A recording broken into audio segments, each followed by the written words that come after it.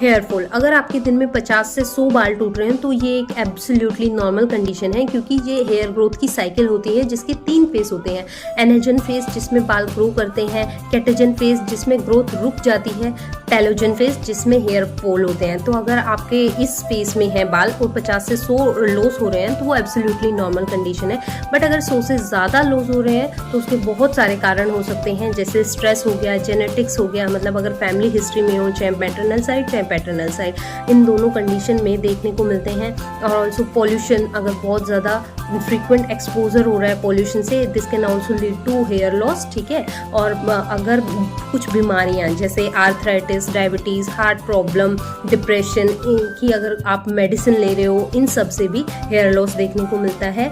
और कुछ hormonal imbalance वाली कंडीशन जैसे प्यूबर्टी का टाइम हो गया, प्रेगनेंसी, मेनोपॉजल फीमेल्स अगर बहुत ज़्यादा थायराइड की मेडिसिन ले रहे हो, उस कंडीशंस में ओसीपीज ज़्यादा खा रहे हो, ओरल कॉन्ट्रासेप्टिव पिल्स ज़्यादा खा रहे हो, उन कंडीशंस में देखने को मिलता है हेयर लॉस।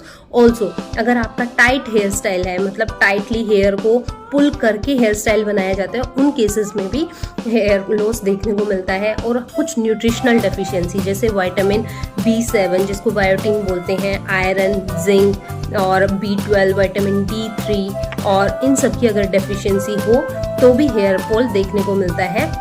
तो आपको इन सब कंडीशंस पे ध्यान देना है।